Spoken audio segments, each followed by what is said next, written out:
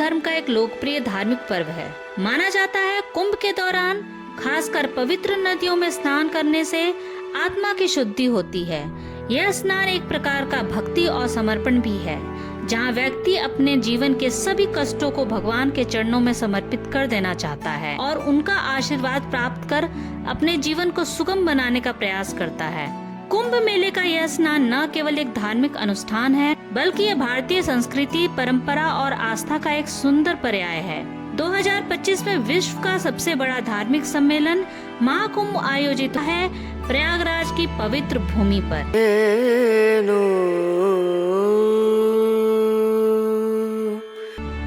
Hello friends, आपका स्वागत है मेरे ट्रैवलिंग चैनल वेकेशन ग्राफ्स में।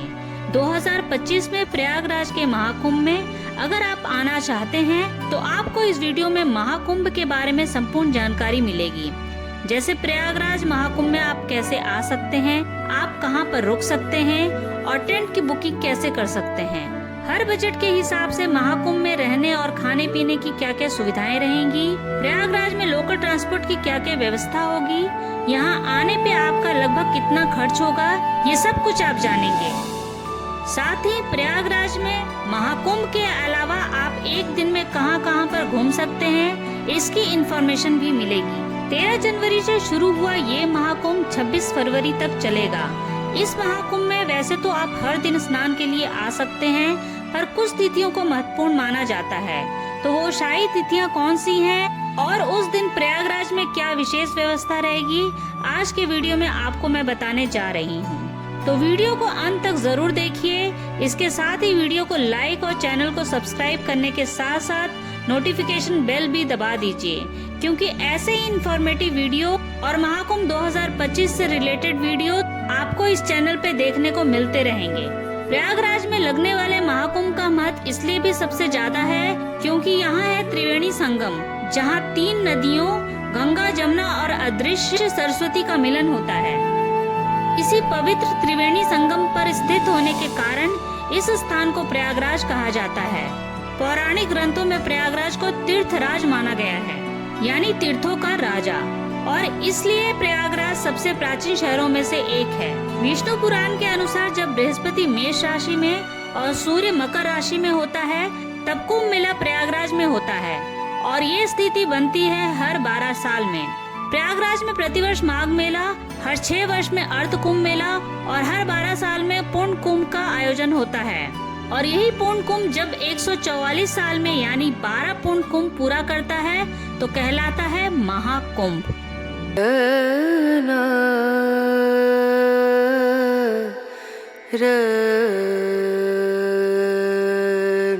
तो 2025 का पूर्ण कुंभ महाकुंभ भी है और यही कारण है 13 जनवरी से 26 फरवरी तक चलने वाला ये महाकुंभ अपनी दिव्यता लिए भव्य और विशाल होने वाला है।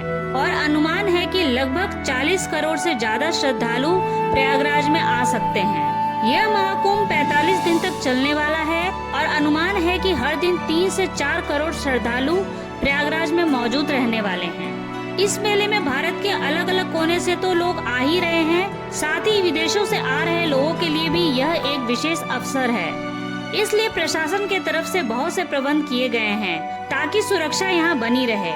इस विशाल महाकुंभ को हैंडल करने के लिए सिक्योरिटी की अच्छी व्यवस्था की गई है। सुरक्षा के लिए 37,611 पुलिस कर्मी तैनात किए गए हैं। ड्रोन से भी निगरानी रखी जा रही है। इस पूरे संगम को साफ सुथरा रखने के लिए 22,000 से ज्यादा सफाई कर्मचारी की व्यवस्था की गई है। इसके अलावा कई एनजीओ भी अपनी सेवा प्रदान करने के लिए भूमिका निभा रहे हैं। आने वाले श्रद्धालुओं के संख्या को ध्यान में रखते हुए कुंभ मेले का क्षेत्रफल करीब 4,000 हेक्टेयर में स्थापित किया गया है, जहां पर कल्पवासियों के लिए तंबू लगे हैं। मेले में कई कथावाचकों के लिए पंडाल बने हुए हैं, जहां कथा होता है। लोगों के खाने पीने, सोने और शौचालय की व्यवस्था भी दुरुस्त है। इसमें से कुछ फ्री सेवा भी है तो कुछ चार्जेबल भी है। इतने सारे श्रद्धालुओं के लिए महाकुंभ मेले वाले क्षेत्र को 25 सेक्टर में बांटा गया है, ताकि एक ही जगह भीड़ इकट्ठी ना हो और लोगों को किसी तरह की समस्या ना हो। इतने सारे लोगों के लिए अलग अलग जगह पर गंगा स्नान के लिए 7 पक्के स्नान घाट भी बनाए गए हैं। गंगा जमुना की जलधारा पर 30 पीपा पुल का निर्माण हुआ है, जिसे पंटून पुल भी कहा जाता है, ताकि नाव का इस्तेमाल किए बिना भी पैदल ही लोग पीपा पुल का प्रयोग कर नदी को क्रॉस कर सके। जो लोग नाव से जाना चाहते हैं वो नाव का भी इस्तेमाल कर सकते हैं। प्रयागराज के रोड पे ट्रैफिक जैम न हो, इसका भी पूरा ख्याल रखा गया है। मेले में आने के लिए अलग अलग रास्ते निर्धारित किए गए हैं। शहर के अलग अलग हिस्सों में पार्किंग की पर्याप्त व्यवस्था की गई है, ताकि अपने पर्सनल व्हीकल से आने वाले श्रद्धालु अपने व्हीकल को सुरक्षित स्थान पर रख सकें। शहर में लोगों की बढ़ती संख्या के आधार पर प्रशासन मेले के मुख्य द्वार से 1 या 5 किलोमीटर पहले ही व्हीकल की एंट्री बंद करवा सकती है। ऐसे में व्हीकल पार्क करके पैदल यात्रा करनी पड़ती है। भारत के दूर दराज इलाकों से महाकुंभ में आने वाले लोगों के लिए 13,000 से ज्यादा ट्रेन चलाई जा रही है, जिसमें से 3,000 स्पेशल ट्रेन की व्यवस्था की गई है। साथ ही प्रयागराज में 7,000 बस भी महाकुंभ के लिए चल रहे हैं। बाई रेल प्रयागराज में पहुंचना मुश्किल नहीं है। प्रयागराज में कई रेलवे स्टेशन है, जैसे प्रयागराज जंक्शन, प्रयागराज रामबाग, प्रयाग संगम, नैनी जंक्शन, प्रयाग छिवकी जंक्शन, दारागंज, सूबेदार, बमरौली, फाफा मऊ जंक्शन और झूसी। अगर आपके शहर में इनमें से किसी भी रेलवे स्टेशन तक ट्रेन आती है तो आप वहां जा सकते हैं। ये सारे स्टेशन त्रिवेणी संगम से 7 से 8 किलोमीटर के डिस्टेंस पर ही हैं। वैसे प्रयागराज जंक्शन, प्रयागराज छिपकी, प्रयागराज रामबाग और प्रयागराज संगम नजदीकी रेलवे स्टेशन हैं। रेलवे स्टेशन के बाहर ही आपको ऑटो या शेयरिंग ई रिक्शा मिल जाएगा। नॉर्मल दिनों में इनका जो भी रेट होता है, महाकुंभ के दौरान दुगना रेट देना पड़ सकता है। प्रयागराज पहुंचने के बाद हो सकता है कुछ लोगों को यहाँ रात में रुकना भी पड़े। होटल के साथ साथ यहाँ टेंट की भी व्यवस्था आपको मिलेगी। और कुंभ के दौरान मेरी सलाह रहेगी कि आप पहले से ही बुकिंग करके ही यहाँ आएं। स्क्रीन पर आप कुछ वेबसाइट की लिस्ट देख रहे होंगे। ये कुछ विश्वसनीय वेबसाइट है जहाँ से आप टेंट की बुकिंग कर सकते हैं। इसके अलावा आप अपनी सुविधा के अनुसार IRCTC के टेंट भी बुक कर सकते हैं। अगर आपका बजट अच्छा खासा है तो कुछ पैकेजेस के साथ भी आप अपनी बुकिंग करवा सकते हैं, जिसमें आपको रेलवे स्टेशन से या एयरपोर्ट से पिक और ड्रॉप की फैसिलिटी के साथ साथ ब्रेकफास्ट, लंच और डिनर की भी फैसिलिटी मिल जाती है। लेकिन इन टेंट में चार्जेस 10,000 से लेकर 80-90 हजार तक भी जा सकता है, जिसमें सेमी डिलक्स और लग्जरी डिलक्स कॉटेज इंक्लूड हैं। और वही डॉर्मेट्री के लिए एक दिन का 15,000 पर पर्सन के हिसाब से चार्ज है। अधिक जानकारी के लिए आप उनकी इस ऑफिशियल वेबसाइट महाकुंभ 2025 पर जाकर चेक कर सकते हैं। अगर आप होटल में रुकने का प्लान बनाते हैं तो गूगल पर अलग अलग वेबसाइट है जहां से आप होटल बुकिंग भी कर सकते हैं। अगर आपको टेंट या होटल महंगा पड़ रहा है या रूम अवेलेबल नहीं है तो प्रयागराज में सस्ते और अच्छे धर्मशालाएं भी बनी हुई हैं। इनमें भी आप अपने रहने का इंतजाम कर सकते हैं और यह धर्मशालाएं संगम के आसपास ही हैं। यहाँ पर प्रशासन की ओर से महाकुंभ में अलग अलग जगह पर रैन बसेरा का भी प्रबंध रहता है। आपका आधार कार्ड देखा जाता है और निःशुल्क आराम से रह सकते हैं। मेला परिसर में कल्पवास के लिए बहुत से तंबू लगाए जाते हैं। यदि आप कल्पवास करना चाहते हैं तो वहाँ के पंडित से बात कर सकते हैं और वहाँ का जो भी चार्ज होगा वो अमाउंट देकर आप वहाँ रह सकते हैं। संगम के आसपास ही टेंट या होटल बुकिंग करना सही रहता है, लेकिन त्रिवेणी संगम के पास आपकी बुकिंग नहीं हो पाती है तो आप होटल रामबाग या रेलवे स्टेशन रोड के तरफ ले, क्योंकि वहां से 2 से 4 किलोमीटर के डिस्टेंस पर संगम स्थित है और वहां पर आपको सिर्फ 1,000 से 2,000 तक के होटल भी मिल जाएंगे। कुंभ के इस महापर्व में पवित्र नदी में आस्था की डुबकी लगाने देश विदेश से करोड़ों श्रद्धालु आते हैं, क्योंकि यह स्नान धार्मिक दृष्टिकोण से बहुत ही पवित्र और लाभकारी माना जाता है। ज्योतिषीय और धार्मिक मान्यताओं के आधार पर कुछ तिथियों को बहुत महत्वपूर्ण माना जाता है। अगर हम बात करें इन शाही स्नान की तिथियों की, तो पहली शाही स्नान की तिथि है मकर संक्रांति 14 जनवरी 2025 को। इस दिन गंगा, जमुना और सरस्वती के संगम में स्नान करना पुण्यकारी माना जाता है। और उसके बाद की शाही स्नान की तिथि रहेगी मौनी अमावस्या यानी 29 जनवरी 2025 को। इस दिन तो सबसे ज्यादा श्रद्धालु त्रिवेणी संगम में डुबकी लगाने आते हैं। माना जाता है इस दिन मौन रहकर संगम में स्नान करने से मानसिक शांति और मोक्ष की प्राप्ति होती है। उसके बाद 3 फरवरी 2025 को होगा बसंत पंचमी का दिन। ज्ञान और विद्या की देवी माँ सरस्वती का आशीर्वाद पाने के लिए इस दिन के स्नान को महत्वपूर्ण माना गया है। फिर आता है 12 फरवरी 2025 को माघ पूर्णिमा का दिन। इस दिन को भी शुभ माना गया है और इस दिन संगम में स्नान करने पर लोगों के जीवन में शांति की प्राप्ति होती है।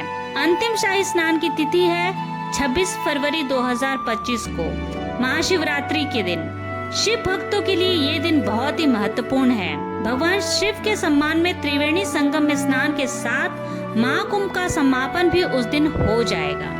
एक बात का आप ध्यान रखें कि जिस दिन शाही स्नान होता है उस दिन भारी संख्या में श्रद्धालुओं के आने की संभावना रहती है। इसलिए शाही स्नान के एक दिन पहले से ही मेला परिसर के 4 से 5 किलोमीटर पहले से सारे प्राइवेट व्हीकल की एंट्री बंद हो जाती है। तो अगर आप शाही स्नान की तिथि वाले दिन कुंभ में आना चाहते हैं तो ध्यान रखिए कि आपको कम से कम 2 दिन पहले पहुंचना होगा, ताकि आप अपनी व्हीकल से या पब्लिक व्हीकल से महाकुंभ मेला परिसर तक पहुंच जाएं। नहीं तो आपको काफी दूर पैदल चलना पड़ सकता है। चलिए अब बात कर लेते हैं कुंभ के पीछे की मान्यता की। पौराणिक कथाओं के अनुसार ऐसा माना जाता है कि इंद्र द्वारा ऋषि दुर्वासा का अनादर करने पर ऋषि दुर्वासा ने सारे देवी देवताओं को श्राप दे दिया था, जिसके कारण वो शक्तिहीन हो गए। इसी कारण राक्षस भी देवताओं पर हावी हो रहे थे।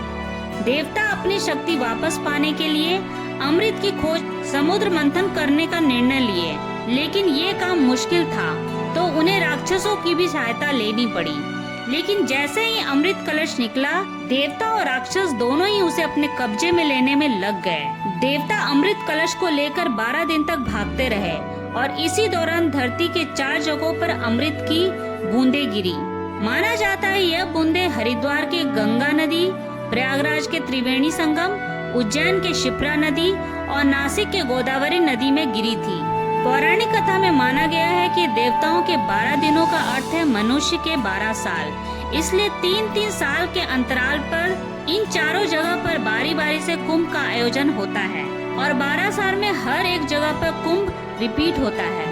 वैसे हरिद्वार और प्रयागराज में 6 साल में अर्ध कुंभ भी होता है और ये सब डिसाइड होता है एस्ट्रोलॉजिकल कैलकुलेशन के आधार पर कि किस जगह और कहां कुंभ का आयोजन होगा। इस पे मैं एक वीडियो बना रखी हूँ, डिस्क्रिप्शन बॉक्स में लिंक मिल जाएगा। प्रयागराज में संगम स्नान के बाद आप कुछ जगहों पर घूम भी सकते हैं और तीर्थ नगरी प्रयागराज को पूर्ण रूप से समझ सकते हैं। आप जा सकते हैं अकबर के किले में, जहाँ अक्षय वट है, जिसका इतिहास काफी प्राचीन है। यहीं पर पातालपुरी मंदिर बना हुआ है। यहाँ से पास में है श्री बड़े हनुमान जी का मंदिर। इस मंदिर में हनुमान जी लेटी हुई मुद्रा में दिखेंगे। फिर वहाँ से 200 मीटर की दूरी पर है आदि शंकर विमान मंडपम मंदिर। यह मंदिर प्रयागराज का प्रसिद्ध मंदिर है। द्रविड़ वास्तुकला समेटे हुए इस मंदिर में एक प्रवेश द्वार है जिसे मंडपम कहते हैं। यह मंदिर 16 खम्भों पर टिका हुआ है और मंदिर के ऊपर का हिस्सा विमान कहलाता है। इस मंदिर में काफी सारे देवी देवताओं के आप दर्शन कर सकते हैं। फिर आप जा सकते हैं अलोपी देवी मंदिर। माँ अलोपी देवी मंदिर 51 शक्ति पीठों में से एक है। फिर आप जा सकते हैं भारद्वाज पार्क। वहाँ है उनकी बड़ी सी मूर्ति और वहाँ उनका आश्रम भी है। भारद्वाज आश्रम के पास में ही है आनंद भवन, जो जवाहरलाल नेहरू जी का निवास स्थान था। अब यह संग्रहालय है। अंदर जाने के लिए एंट्री टिकट लेनी पड़ती है। जवाहरलाल नेहरू और महात्मा गांधी जी की बहुत सी यादों को यहाँ संभाल कर रखा गया है। आनंद भवन के बाद आप जा सकते हैं चंद्रशेखर आजाद पार्क। 1931 में 17 फरवरी के दिन अंग्रेजों ने चंद्रशेखर आजाद को इसी पार्क में चारों ओर से घेर लिया था। आजादी के लिए संघर्ष करने वाले चंद्रशेखर जी इसी पार्क में अपने पिस्तौल की आखिरी गोली से अपनी ही जान ले लिए थे और जीते जी अंग्रेजों के हाथ कभी नहीं आए। यहाँ से निकलकर आप जा सकते हैं वेणी माधव मंदिर में। मान्यता ये है कि इस जगह पे त्रिवेणी संगम की रक्षा के लिए भगवान विष्णु खुद यहाँ पर विराजमान हुए थे। अगर आप कुंभ में प्रयागराज आए हैं तो नाग वासुकी मंदिर जरूर जाएं, क्योंकि यह मंदिर कुंभ मेले से जुड़ा हुआ है। यानी यह वही नाग वासुकी जी का मंदिर है जो समुद्र मंथन के समय रस्सी की जगह खुद मौजूद थे।